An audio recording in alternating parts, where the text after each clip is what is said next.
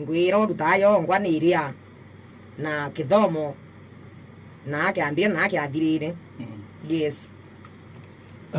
Kwa majina naitwa Joshua Mwangi.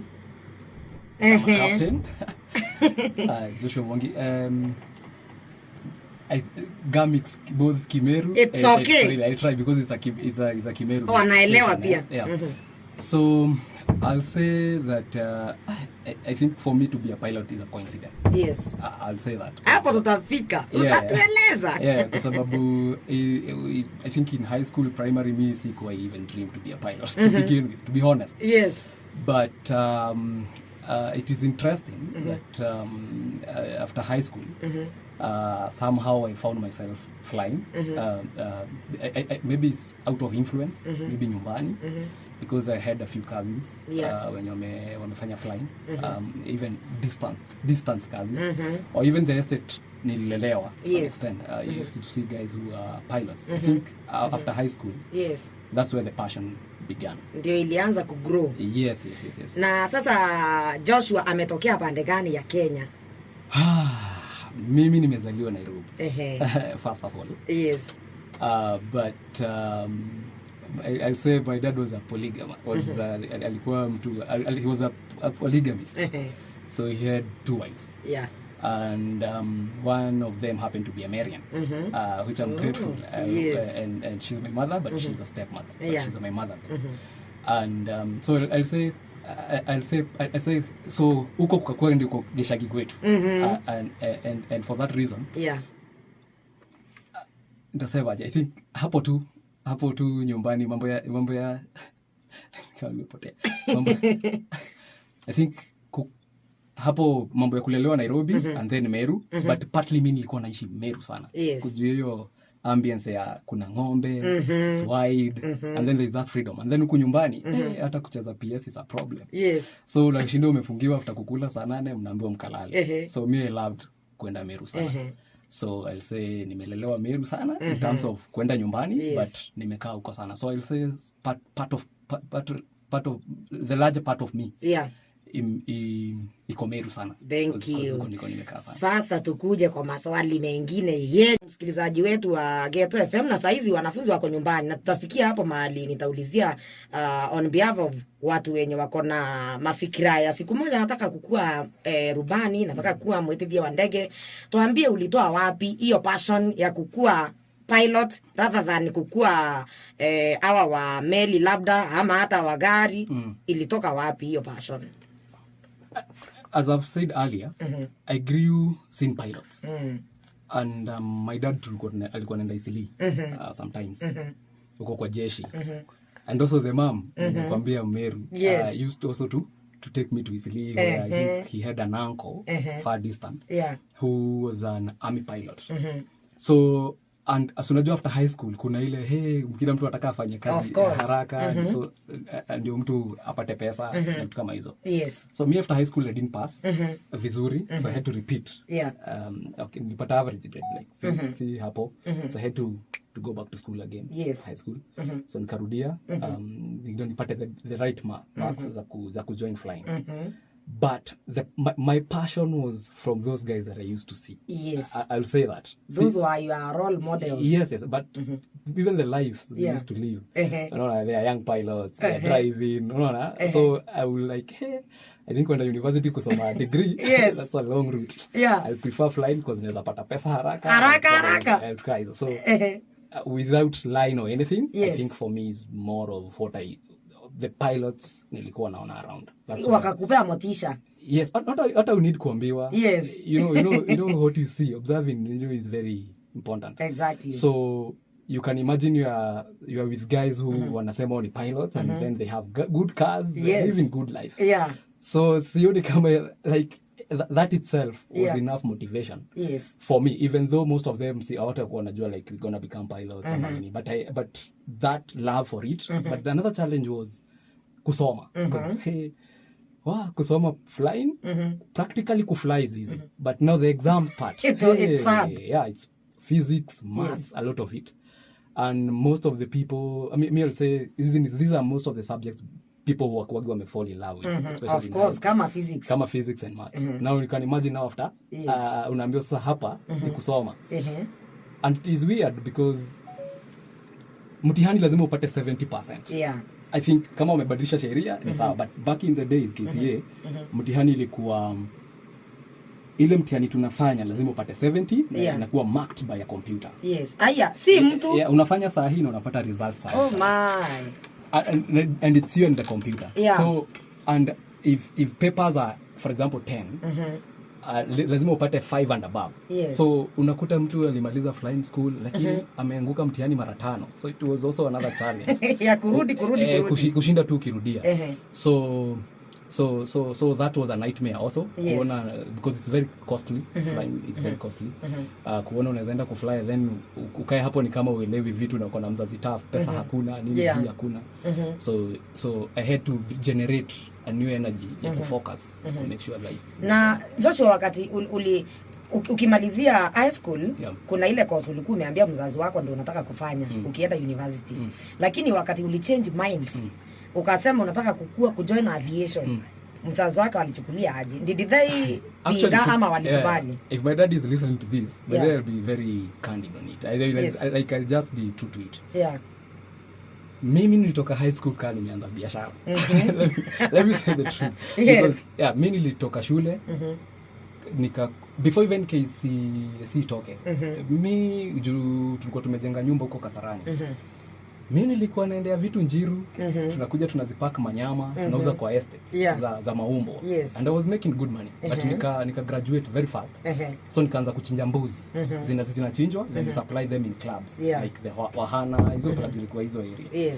But now the challenge was now my mama kona, hey, this guy ameanza kutengeneza pesa mapema. Hata sikuwa even had to lie nipate ID mapema. So tukaongeza mwaka mbele. Ndio ukwe uko na 18. Ndio nilikuwa na M-Pesa, nilikuwa na ID na vitu kama hizo. But sasa KCSE kutoka, I think the marks were not that pleasing. Zilikuwa chini. Zilikuwa chini. And nilikuwa nimeenda national school nikianza. And then sasa bado nikajikuta nasomea Meru. Like a provincial school, an average school. And so mimi nilitoka tu shule straight to business. And then semaga maybe I was built for flying. But kept ni kama ilinitoa kwenye nilikuwa, because mimi I was in business. I was like naenda kufanya college. Something diploma, masomo ni masomo. Hiyo na shelf hapo. Na ulikuwa unataka kuwa nini before flying ikuja kwa akili? I really admired Chris Kirubi. Because kuna wakati Chris Kirubi as a school tambo sana uko Salit Center tulikuwa tumepelekwa shule na shule, and then he passed uko kwa tukaambiwa that guy Chris Ruby, a certain teacher akatuambia he's rich, vitu kama hizo. Me even in high school I really Manu Chandaria, Chris Kirubi, those are the people I think mimi nilikuwa na sana. Those are the lines ama lanes nilikuwa najaribu kuona kama naweza, but entrepreneurship is hard. So ukitoka nyumba haina entrepreneurship na kama hata vision ni nini, I think for now ndio nimefanya research ukajua haikuwa rahisi. And also practicing it pole pole. So I'll say kama ningeanza hiyo miaka probably I'll be somewhere, but even mimi my thinking was business, but I don't know what business, but in the home I came from, masomo was like lazima watu wasome. Na sasa wakati ulichukua hiyo mwelekeo ya kwenda aviation, uliketishwa na mtu maybe ukamwomba mawaidha ama uliamua uende nalo hivyo venye umefikiria? Niliingia hata college. Actually niliingia college. Nikafanya diploma, nikifikiria ile degree nitafanya. And unajua sasa degree zile mtu anataka ni kama law, medicine. Mimi nikijiangalia naona medicine hiyo siwezi. Engineering still for me sioni. So the question of flying ni mimi nilikaa tu chini ukajifikiria mwenyewe. Nikajiuliza by the when I was young, I mean ni nini hiyo nikiona nasikianga inanibana. Kumbuka kufly to me I think by kugrow nikiobserve those pilots. So at that age nilifeel imejaa kwa chest. Nilifeel imejaa kwa chest. So but I didn't know where the schools are. Yes. Ama ni wapi utafanya ama nini kama nini. So I had to ask my mom then. So we inquired to a certain pilot. So akatuambia how to do, schools, the expenses, na kama hizo. But the unfortunate part, like, baada akasema no money, kuna pesa kama hiyo hata iwezekani. Ya kusomea pilot hakuna. Hiyo mambo ni ngumu sana. Wewe uza nyama tu. Hiyo mambo ni ngumu sana. Yes. Haiwezekani kwa saa hii. Wewe fikiria kwanza vile utafanya degree. Yeah. And to my surprise, so mimi nikaenda Wilson, nika-inquire, nikajua kila kitu. Nikaambia unaanza na something called so unajua unaanza na kuingia shule. So kufanya something called PPL, private pilot license. That's what you begin with. Yeah. By then ilikuwa almost 800,000. 800,000. That's back in 2011. Na hiyo unaitumia kwa muda gani hivi? Actually, how many months? Ama years? Even a month. Because if you're flying like 2 hours a day, because that's 40 hours. 800,000? Yeah. Na unafaa ufanye hiyo 40 hours. Yes. Unajua kuna students wanafanya the first solo. Unajua 40 hours inafaa ikave. Useme umemaliza ground school, which you pay differently, like an average of 50,000. Then you pay now the flying hours. Yes. So 1 hour unaweza kuta maybe shule ina offer kama sahi maybe ni 20,000+, let's say. And you need maybe a maximum, a minimum of 40 hours. Hizo ndizo zinaweka kwa vitabu. But unajua tuna vichwa the same. Kuna wanashika haraka, kuna wenye ni Creswell, kuna wenye ni Sandsoil. So kuna mtu utakuta first solo amefanya na 15 hours. Maybe the lucky ones, the genius. Yes. Kuna wale wanafanya na 20+. Kuna those maybe extreme to 40 hours. So meaning kama umefanya your first solo with 40 hours ama 30 something hours, meaning you're gonna need more hours by the time you're released to fly alone. Unaona? Now you can imagine sasa per hour maybe in 20,000 times 40 hours. Na hiyo of course 40 hours kusoma na 40 where you're a genius. Majority wataenda 50, 60 and above. That is just flying. So kupasu PPL. Then from there kuna another stage called CPL, now commercial pilot license. And these are pilots now who can be employed like KQ to fly those, like anaweza beba watu. That's when it's commercial. Still at that point you can only fly a small aircraft. Meaning even to fly a big aircraft you need another education where another separate one. Yeah. Kama hiyo CPL peke yake can go rooms to 4 million to 5M. Then from na ndio maana watu hawataki kuisomea basi. Yeah, it's costly. So it's expensive. Now from there you go to multi-engine. Multi-engine nayo ni you pay like $1 million because sasa hii ni twin engine ndege una train kufly so that you can now sasa uende sasa uchague ile ndege unataka maybe Q400 like kama mimi ndio napenda sana. So Q400 kumaanisha sasa kama tu gari. So sasa hivi useme ukinunua gari so utaenda upewe license ya kuendesha gari ya hiyo class. Exactly. But doesn't mean you can't drive a trailer. Unaweza. Unajua, but you see now you can't drive a trailer now on our roads without a stamp for trailers. Same thing to pilots. So si kumaanisha now because you are a trained pilot unaingia tu Wilson unachukua ama unachukua tu ndege yote unafly, lazima ukue umepigiwa stamp ama hiyo rating ya hiyo ndege uko nayo and build more hours on it before you even become even a captain to that level. So meaning you can be a captain of Boeing, maybe KQ. But mimi ndio nimekuanga wewe hujai fly maybe a van. But I've been with a van for 10 years. I'm a captain of van. Ukikuja hapa, you won't become a captain of van. No. Na sasa Joshua, kabla tusomee muktasari wa saa 6, nataka utueleze mtu anaweza chukua miaka gani, miezi ngapi kusomea kukua sasa ako qualified pilot? Pesa ndio inadetermine. Si muda. money. Because I can't be here to lie to people. Exactly. I'd rather tell people as it is. If you want to go to flying, and na siku maanisha juu yatoka mahali kuna pesa, you can't be a pilot. Hakuna hata vipofu wanakuwa pilot. If you have the passion, go for it. No matter how, because you don't know how, but fight for it. But money. Pesa ndio inadetermine pilots na watu kutokuwa pilots. Sio mambo na miezi miaka. Money. Kwa sababu tunaweza enda the same school, flying school na wewe, but maybe una struggle na pesa. So meaning kumbuka kukuwa pilot ni kufly. So the training ina emphasize more flying. Yeah. So you can imagine tumekuja na wewe kufanya PPL same day same time. So but wewe unalipa maybe unalipa kama 2 hours even a week. Yes. Unajua baby mama kama wazazi wako wanaenda wanatafuta wanakulipia.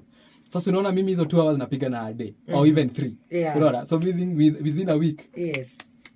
Mimi nishasonga. So monies and then pia unakuta sasa hiyo disparity unafanya flying. So unakuta uko na pesa kidogo then unaenda nyumbani unakaa for a long period then unarudi. Sasa hii huwezi gambo kama degree because you have to fly. So you usually fly like 1 week then you are not flying. Kwa hivyo you lose touch. Kama vile hawa wanasomea maybe walimu ama kosi zingine. Mtu anaweza sema atasoma part time. Maybe shule ikifungwa kuna watu sasa wanaenda shule. Hiyo ya aviation siwezi kuja, labda lazima nikuje mfululizo nimefuatanisha ama naweza unajua by the time you become a pilot at what point do you become a pilot? The point you become a pilot is the point is that point where you can fly yourself. Yes. You understand? Yeah. So you meaning if you're training me to sing sahi unaona uwezi kuona nifunza 1 hour and then naenda 3 weeks. Yeah, you come back. Not unless umenifunza long enough. Now I'm good. Meaning even if I go for 2 weeks I can't lose the skill. Yes. Sasa flying huwezi fanya hivyo kwa sababu by the time even ati unakuwa ni wewe unajifly na si kufly hapa tu kurukaruka hapa kufly properly, you know, like unaweza toka hapa Mombasa hapa TZ hapa Sudan Somali. Hey, you need time. Time. So wasiweke kwa akili ati nitenda first semester iko na masemester ama tu tunasoma pesa. Mimi narudi tu kwa pesa. Money. Kwa hivyo nikitaka kuwa pilot nikuwe ready na pesa. Kabisa. Si eti nifikirie nitasoma first term niende nyumbani nitafute zingine nirudi tena. The more the money the better. Why? Because utafanya pa na usecure job. Because kuna so many pilots wanasoma wote wanakuja hapa kwa CPL. Unaona sasa wengine watawajafanya nakuta wengine watawajafanya hiyo multi engine. So meaning they are not marketable to other aircrafts. So meaning ndio uweze kukua sasa ati pale uwezi kosa kazi, uwezi fanya nini. Lazima pia kuwa kuna ratings different na hizo vitu huwezi yakwa hivi because ni kusoma na kupita. Na Joshua mara mingi tunaona madrivers tuongelea wa chini ndo sasa na wao tueleze wajuu wanafanya aje. Unapata mtu ni aliacquire hiyo driving license last 3 or 4 years ago. Hajapata gari ya kupeleka marudi test hivi ya kuwa anajikumbusha. Na tuseme wewe umekuwa pilot huu mwaka lakini for the next 3-4 years hautapata mahali pa kwenda maybe kuna kwenda ile ya kufanywa road test. Road test sasa hiyo tutaita sky test. True. Kwa sababu kabisa kwa sababu unajua first of all there's something called logbook. Logbook ni where you record your flying hours. So any procedure even if you want to be employed by any company they'll jump to your logbook. So wakikuta like for the driver loan a year. Unajua let's say even 3 months. 3 months only. Uja fly. Because to be a pilot ni kufly consistently. Si ile ya break. No.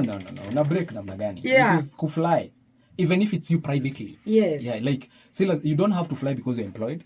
You can fly for leisure. Like me do it for leisure. Mtu anaweza sahau. Not really. But what I'll say is unaona kama uko na gari. Hata sema like for example you're driving a Range Rover. Then all of a sudden now you don't have a Range Rover, you have a small car. So you normally feel that shift. Ama? Or let's say umekuwa drive for 5 years. Then umeenda US. Maybe huko shughulika ku-drive. So for 5 years you have not driven any car. So meaning the moment utapewa gari, si utajua gear ni wapi. But as you are driving, you'll utakuwa na feel odd. Maybe at a decision uko too fearful. The decision you used to do like far. Like kwenda haraka. So utakuta uko more conscious. Unasikia kuna vitu until anything you spend more time on you become a master. And at the moment bado you switch, bado it won't be the same, but you won't forget of course the principles. Thank you. Thank you.